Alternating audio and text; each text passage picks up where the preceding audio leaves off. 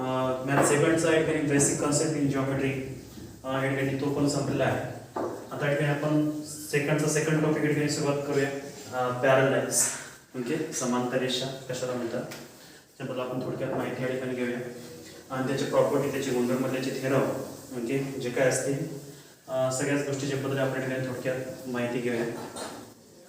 तर सर्वप्रथम या ठिकाणी आपण पाहूया आपण गेल्या वर्षी काय स्टडी केली होती. तर गेल्या वर्षी आपण 8th क्लासमध्ये असताना पॅरलाइन पाहिलं होतं. त्या पॅरलाइनमध्ये या ठिकाणी आपण पॅरलाइन्स आणि इंटरसेक्टिंग लाईन, ट्रान्सव्हर्सल ओके आणि त्यापासून तयार होणारे पेअर्स ऑफ अँगल ओके. समजा if two parallel lines and then one transversal is intersecting, then pairs of angles are formed okay. तर त्यामध्ये पेअर्स ऑफ अँगल फॉर्म मध्ये या ठिकाणी आपण पाहिलं होतं corresponding angles, pairs of corresponding angle, त्यानंतर पेअर्स ऑफ अल्टरनेट अँगल, त्यानंतर pairs of interior angles okay.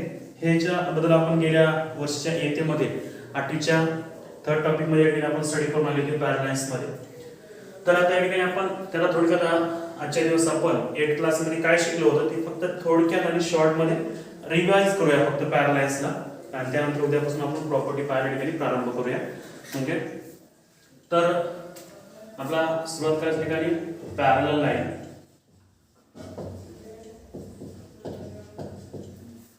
समांतर रेषा. तर सर्वात प्रथम या ठिकाणी आपण एक गोष्ट पाहिली होती इंटरसेक्टिंग लाईन. या वर्षीच्या आपण पहिल्या टॉपिक मध्ये पण पाहिले इंटरसेक्टिंग लाईन ओके. त्याच्यावरती थेरम पण आपण प्रूव्ह केलेला आहे छेदणाऱ्या रेषेचा ओके. तर if two line in same plane and intersect to each other okay. समजा line L and M intersect at point T okay.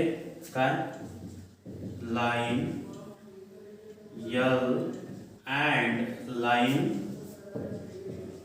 M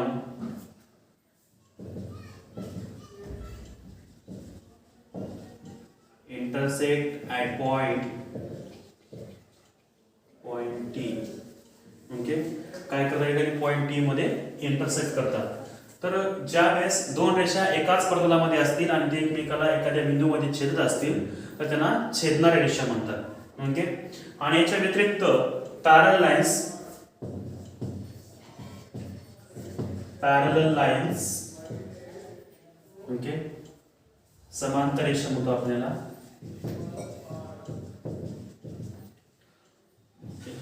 समजा एक प्लेन काढला आपण, या प्लेन मध्ये दोन रेषा आहेत, ते पण एकमेकापासून समदूर अंतरावरती आहेत ओके, ए आणि बी ओके. तर याच्यामध्ये जे काही डिस्टन्स आहे ते स्थिर आहे ओके. तर कॉन्स्टंट आहे, जे हाईट आहे यांची किंवा डिस्टन्स आहे ते जर आपलं कॉन्स्टंट असेल तर त्यावेळेस दोन रेषा if two lines are in same plane but do not intersect, कारण का एकाच प्रतलामध्ये असणाऱ्या रेषा तर एकमेकाला छेदतील किंवा एकमेकापासून समदूर अंतरावरती असतील. जर समदूर अंतरावरती असणाऱ्या रेषा समांतर रेषा आणि जर दोन रेषा एकमेकाला छेदत असतील तर त्यांना काय म्हणायचं ठिकाणी छेदणाऱ्या रेषा ओके. तर ह्या रेषा एकमेकापासून समदूर अंतरावरती आहेत, समान अंतरावरती आहेत, म्हणून याला काय म्हणायचं ठिकाणी समांतर रेषा, parallel lines okay. Line A parallel line B okay. ते जे सिंबॉल आहे हे सिंबॉल आपण पॅरलल साठी वापरतो.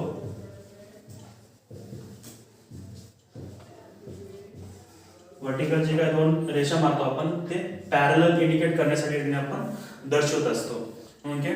तर या ठिकाणी आपण समांतर रेषा अशा असतात आणि इंटरसेक्टिंग लाईन अशा असतात.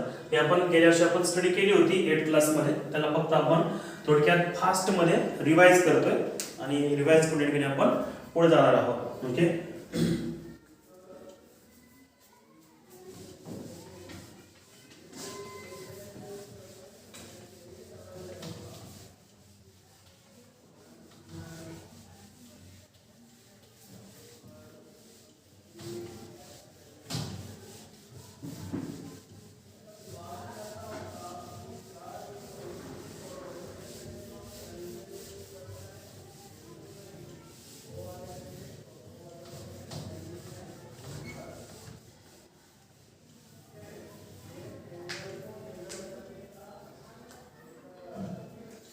त्यानंतर आपण पाहिलं होतं समजा जर दोन इफ टू लाईन्स पॅरलल असतील, okay,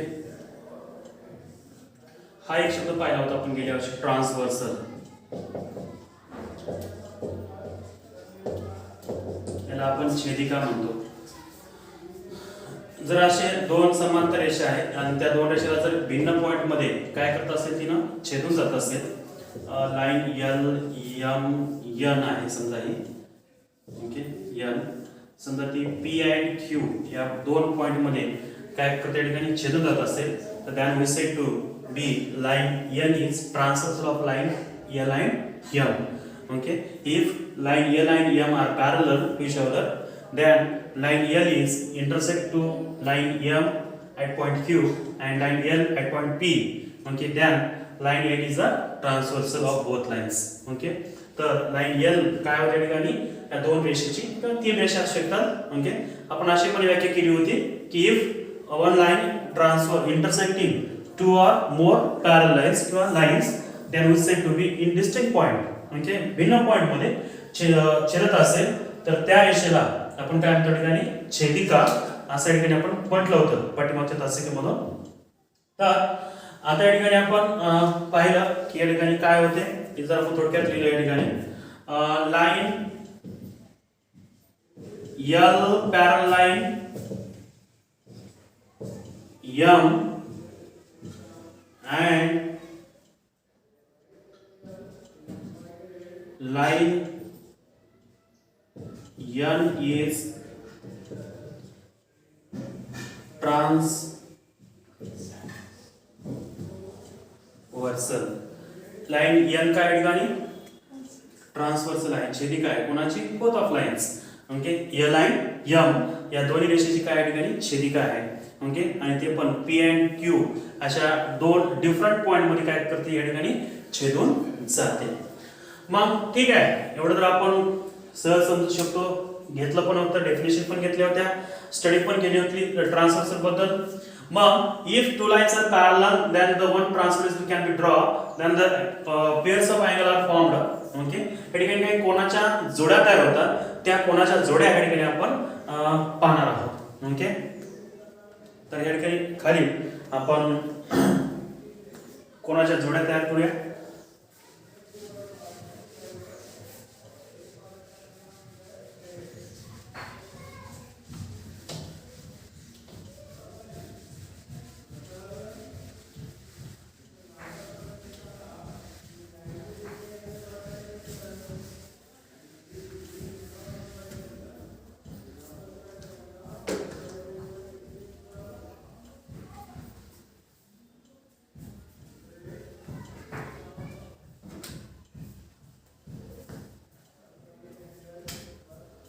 When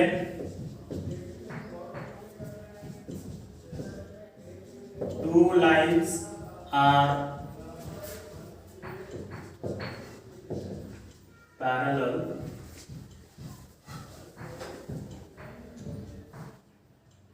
and one transversal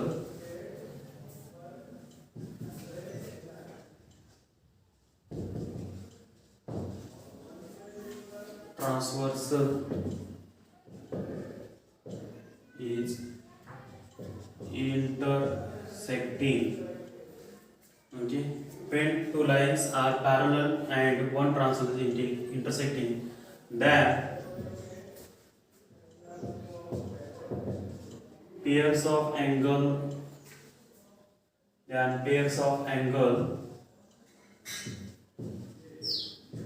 are formed. Okay, काय ठिकाणी पेअर्स ऑफ अँगल काय ठिकाणी फॉर्म होतात, किंवा जर दोन रेषा समांतर असतील त्यांना काय केलं आपण छेदिका काढली किंवा छेदिका छेदत असेल, इंटरसेक्ट करत असेल, then pairs of angle formed. Okay, समजा आपण करू या ठिकाणी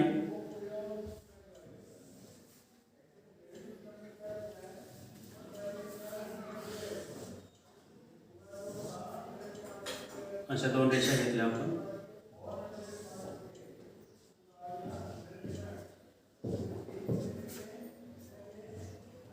L M N A B C D E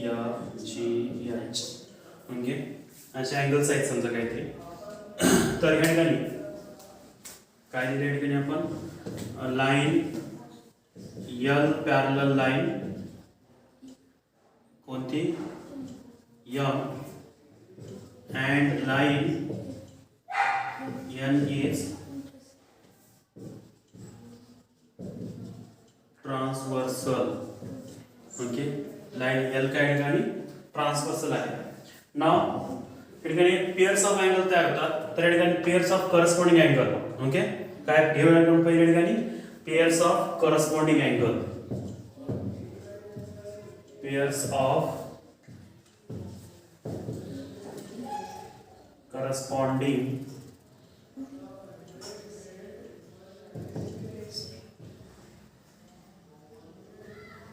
corresponding angle.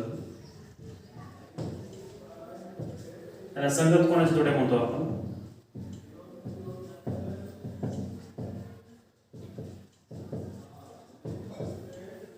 तर किती जोड्या भेटतात संगत कोणाच्या. नंबर 1 आहे. तर या ठिकाणी इकल्या रेषेवरचा हा ए आणि इकल्या रेषेच्या वरचा एका साइडला असणारे वरच्या भागातले angle A and angle E. त्यानंतर नंबर 2 त्याच सिमिलर त्या रेषाखालचा आणि इथल्या रेषेखालचा अँगल डी अँगल एच. त्यानंतर similar angle B angle F. Okay, त्यानंतर दुसरा angle C and angle G. Okay, बघा ध्यानात ठेवा इथल्या रेषेच्या वरचा आणि दुसऱ्या रेषेच्या वरचा अँगल ए अँड ई. त्यानंतर इथल्या रेषेच्या खालचा डी आणि इथल्या रेषेच्या खालचा एच. त्यानंतर angle B angle F angle C and angle G. Okay, एकमेकाचे काय होते ठिकाणी करस्पॉन्डिंग अँगल. म्हणजे इथला अँगल ध्यानात ठेवायचं. म्हणजे हे लेटर पर टेक्निकल लेटरचे दिलं असं काय नाही, दुसरं काही पण येऊ शकते. या ठिकाणी आपला ध्यानात ठेवायचं आहे. दुसरं घेऊया या ठिकाणी आपण pairs of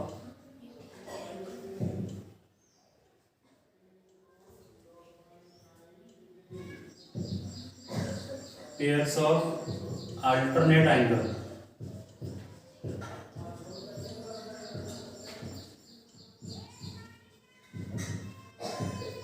Vikram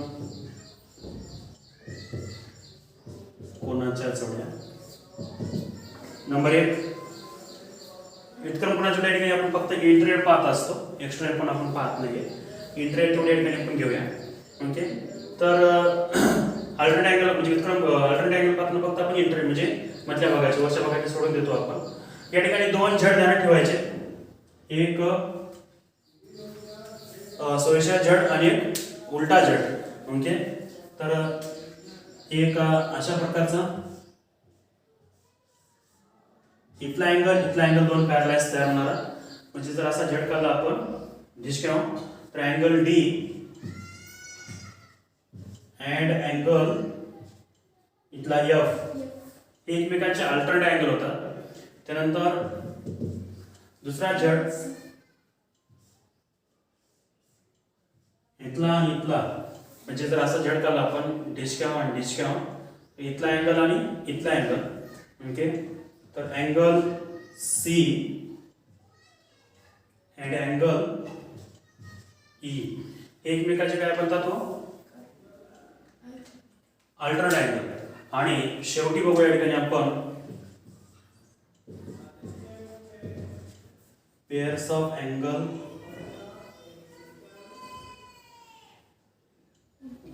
pairs of inter angles. Pairs of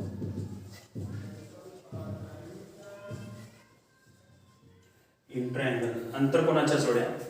okay,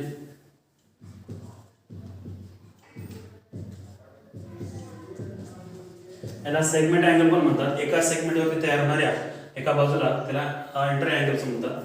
त्याच्यामध्ये नंबर 1 इथले 2 एका सेगमेंटवरती तयार होणाऱ्या एकाच बाजूला त्याला इंटर अँगल्स म्हणतो आपण. Angle D angle E. त्यानंतर angle C angle F. Okay, तर अशा प्रकारे आपण पेअर्स ऑफ अँगल किंवा जर दोन रेषा एकमेकाला समांतर असतील आणि त्यांना एक छेदिका आपण काढलेली असेल तर त्यावेळेस या ठिकाणी पेअर्स ऑफ करस्पॉन्डिंग अँगलच्या 4 जोड्या, पेअर्स ऑफ इंटर अँगलच्या 2 जोड्या, अल्टरनेट अँगलच्या 2 आणि तसे 4ही भेटतात, पण आपण 2च काढल्या कारण आपण फक्त इंटर आणि अल्टरनेट अँगल घेतले, एक्सटेरियर नाही घेतले आपण. ओके, त्यानंतर pairs of inter angle, okay, आंतरकोनाच्या जोड्या अशा प्रकारे आपण घेतली आहे. तर याच्यावर आपण आजच्या दिवस एक्सरसाइज थोडक्यात होमवर्क देऊया 5 मिनिटाचा, आणि उद्याच्या याच्यामध्ये आपण याच्यावरची प्रॉपर्टी काय असते हे पण थोडक्यात समजून घेण्याचा प्रयत्न करूया. ओके,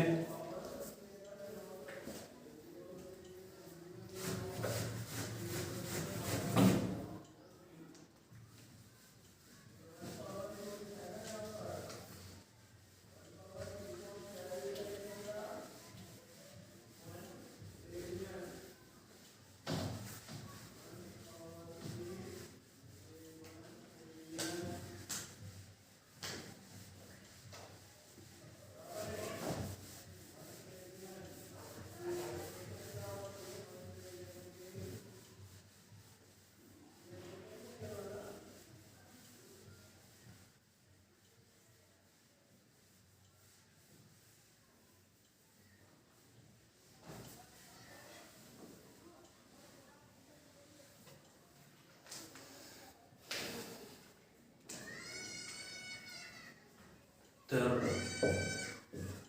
होमवर्क इथंच आपण write the pairs of angle,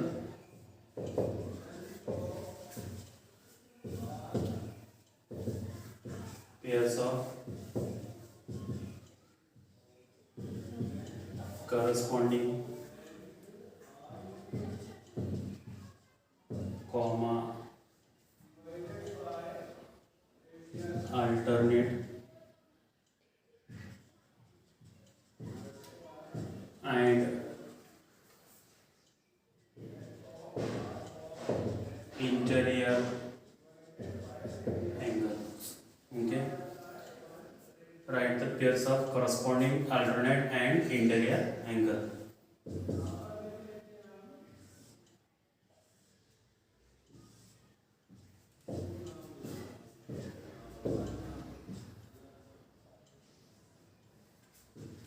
A, B, C, B,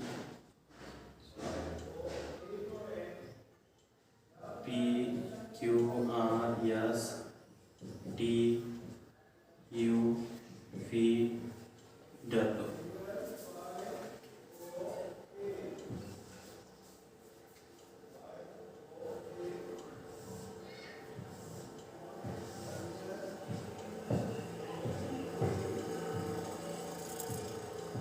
X, Y, Z. A, B, C, D, E, F, G, H.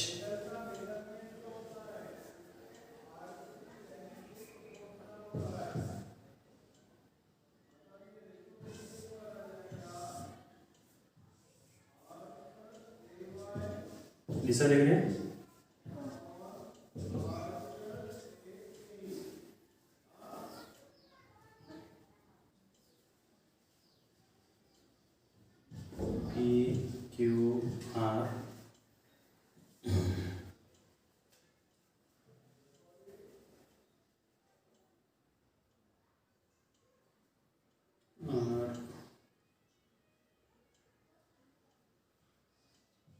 X, Y, Z, A, B, C, D, G.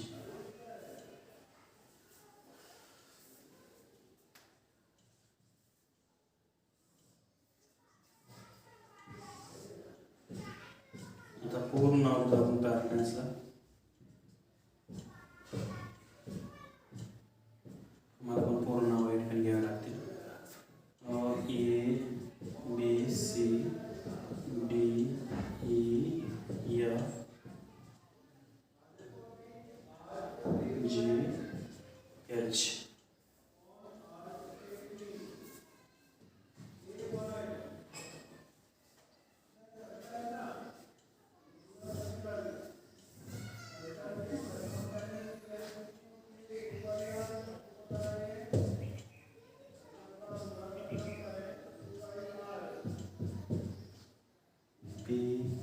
Q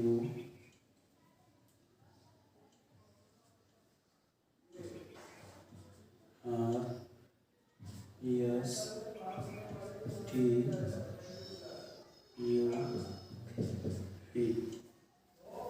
okay, तर अशा प्रकारचं आपण ठेवलं